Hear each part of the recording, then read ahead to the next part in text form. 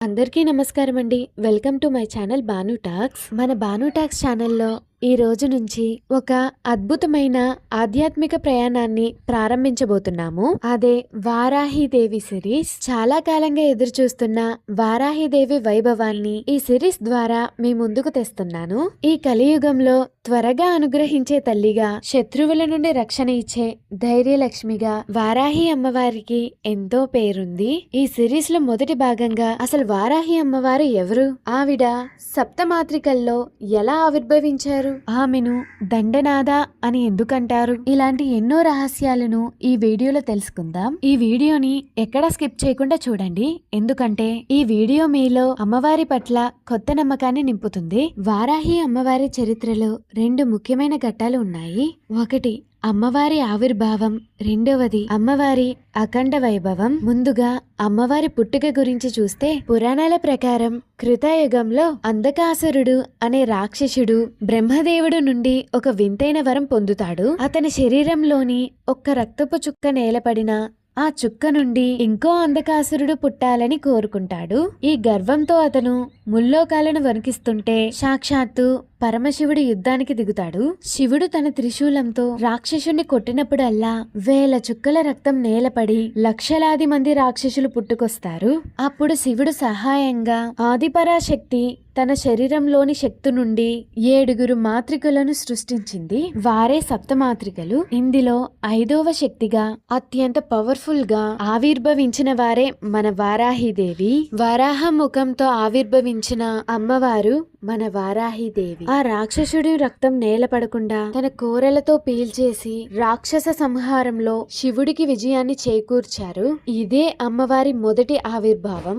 ఇక అమ్మవారి వైభవం గురించి చెప్పాలంటే లలితా త్రిపుర సుందరి దేవి యొక్క చరిత్రలోకి వెళ్ళాలి. బండాసురుడు అనే రాక్షసుడు దేవతలను హింసిస్తున్నప్పుడు లలితా పరమేశ్వరి యుద్ధానికి సిద్ధమయ్యారు. ఆ సమయంలో ఆ అపారమైన శక్తి సేనను, కోట్లాది మంది యోగినులను ముందుండి నడిపించే బాధ్యతను అమ్మవారు ఎవరికిచ్చారో తెలుసా? సాక్షాత్తు మన వారాహి దేవి గారికే. అందుకే ఆమెను దండనాద అని పిలుస్తారు. రాజరాజేశ్వరి దేవి వేసే ప్రతి ఆజ్ఞను యుద్ధ రంగంలో అమలు చేసే పవర్ మన వారాహి దేవిదే. అమ్మవారు ఈ యుద్ధంలో కిరీట్ చక్ర రథం అనే ఒక అద్భుతమైన రథంపై కూర్చుని పోరాడారు. ఈ రథం ఒక వింతైన రథం. దీనిని వేలాది సింహాలు లాగుతూ ఉంటాయి. దీని గర్జన వింటేనే రాక్షసుల గుండెలు పగిలిపోతాయి. బండాసురుడి తమ్ముళ్ళైన విశుక్రుడు, విషంగుడు అనే మహాబలవంతులైన రాక్షసులను తన రోకలితో, నాగలతో హతమార్చిన వీరనారి మన వారాహి అమ్మవారు. ఆమె కేవలం ఒక సైన్యాధ్యక్షురాలు మాత్రమే కాదు, లలితాదేవికి అత్యంత నమ్మకమైన దూత కూడా. భక్తుల కష్టాలను అమ్మవారి చెవిన వేసే వార్తాలి కూడా ఈమెనే. అందుకే మనం ఏ కోరిక కోరినా వారాహిదేవి ఆ అభ్యర్థనను వెంటనే లలితాంబికాదేవికి చేరవేసి మన సమస్యను పరిష్కరిస్తుంది. శత్రువుల వల్ల వచ్చే ఆటంకాలను స్తంభింప చేయడంలో వారాహిదేవిని మించిన శక్తి ఏ దేవతకి లేదు. ఈమెను నమ్ముకుంటే మన జీవితంలో వచ్చే ఎటువంటి రాక్షస ప్రవృత్తి గల శత్రువులనైనా ఆమె తన ఆయుధాలతో సమాధానం చెబుతుంది. దండనాథగా అమ్మవారి వైభవం చూశారు కదా. ఇప్పుడు మనం వారాహి అమ్మవారి రూపం వెనుక ఉన్న లోతైన ఆధ్యాత్మిక అర్థాన్ని తెలుసుకుందాం. అమ్మవారికి 8 చేతులు ఉంటాయి. ఒక్కో చేతిలో ఒక్కో ఆయుధం ఉంటుంది. ఇవి కేవలం యుద్ధం కోసమే కాదు, మన జీవితంలోని సమస్యలను పరిష్కరించడానికి అమ్మ ధరించిన శక్తులు. అమ్మవారి ప్రధాన ఆయుధాలు ఇవే.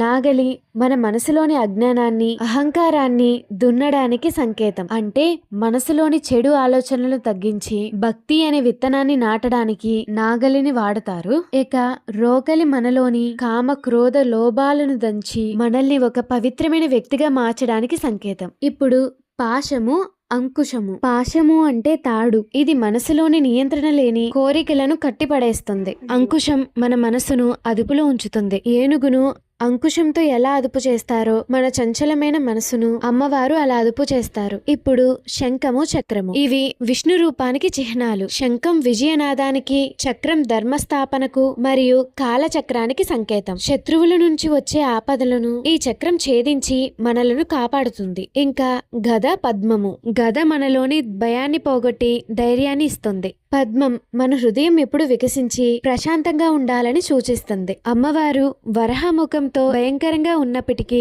ఈ 8 చేతులు మిమ్మల్ని 8 దిక్కుల నుండి కాపాడే రక్షణ కవచాలు. ఎవరైతే బాధలతో ఇబ్బందులతో నలిగిపోతారో అటువంటి వారికి ఈ ఆయుధాలు ధరించిన తల్లి అండగా నిలబడుతుంది. అందుకే అమ్మవారిని పూజించేటప్పుడు ఈ ఆయుధాల వైపు కూడా ఒకసారి చూసి దండం పెట్టుకోండి. వారాహి అమ్మవారి ఆయుధాల గురించి తెలుసుకున్నారు కదా. ఈ తల్లిని మనం ముఖ్యంగా 3 రూపాలలో ఆరాధిస్తాము. ఒక్కో రూపానికి ఒక ప్రత్యేక అనుగ్రహం ఉంటుంది. మొదటి రూపం లఘు వారాహి. ఈమెను పూజించడం చాలా సులభం. మన నిత్య జీవితంలో ఎదురయ్యే చిన్ని ఆటంకాలను, పనిలో వచ్చే అడ్డంకులను తొలగించే తల్లి ఈమె. మనం కొత్తగా పనిని మొదలు పెట్టినప్పుడు లేదా ప్రయాణాల్లో ఉన్నప్పుడు లఘు వారాహిని స్మరిస్తే ఆ కార్యాలన్నీ నిర్విఘ్నంగా పూర్తవుతాయి. రెండవ రూపం స్వప్న వారాహి. పేరులోనే ఉంది కదా, ఈమె మనకు కలల ద్వారా సంకేతాలు ఇస్తుంది. మనకు రాబోయే ఆపదలను ముందుగానే చూపించి మనల్ని కాపాడుతుంది.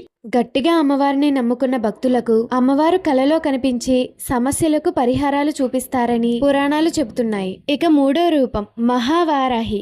ఈమె సర్వశక్తి స్వరూపిణి, సకల దేవతల సైన్యాధ్యక్షురాలు. తీరని అప్పుల బాధలు, కోర్టు కేసులు, శత్రువుల వల్ల ప్రాణభయం ఉన్నవాళ్ళు ఈ మహావారాహిని ఆశ్రయించాలి.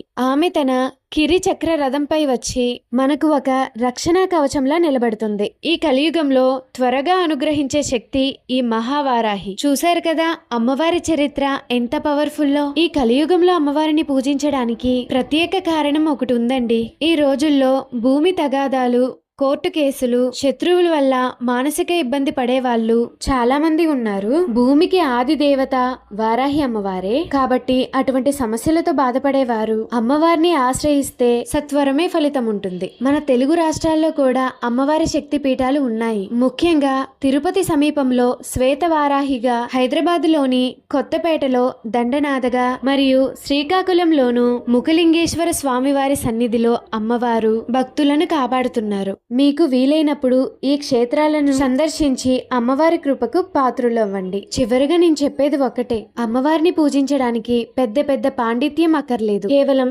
నిష్కల్మషమైన భక్తి ఉంటే చాలు. మీ కష్టాలను ఆ తల్లి పాదాల దగ్గర వదిలేయండి. ఆ తల్లి ఖచ్చితంగా మీ చేయ పట్టుకుంటుంది. చివరిగా ఒక్క మాట అండి, వారాహి అమ్మవారంటే కేవలం ఆయుధాలు ధరించిన ఉగ్ర రూపిణి మాత్రమే కాదు. ఆ తల్లిని నమ్ముకున్న వాళ్ళ పట్ల కన్నతల్లి కంటే మిన్నుగా ప్రేమను కురిపించే కరుణామయి.